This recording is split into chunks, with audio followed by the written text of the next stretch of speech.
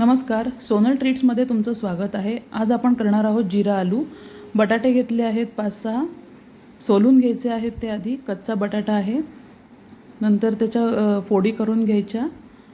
मी उभ्या केल्या आहेत, तुम्ही जशा पाहिजे तुम्हाला तशा करू शकता। चिरून घेतल्यानंतर एका भांड्यात पाणी घेऊन त्याच्यात बटाटा टाकायचा आहे। तोपर्यंत एकीकडे गॅसवर कढई ठेवली आहे।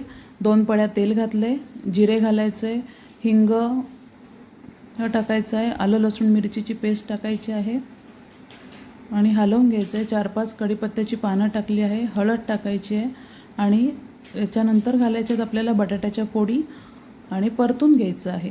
बटाटा आधी आपण पाण्यात ठेवल्यामुळे त्याचं स्टार्च बरंच कमी झालेलं असतं, त्यामुळे तो पटकन शिजेल। आता सगळा बटाटा आपला टाकून झाला आहे। याच्यात टाकणार आहोत आपण लाल मिरचीची पावडर, मीठ आणि धने जिरे पावडर। हे टाकल्यानंतर एकदा हलवून घ्यायचं आहे, थोडासा पाण्याचा शिपका द्यायचा आणि झाकण ठेवायचं आहे।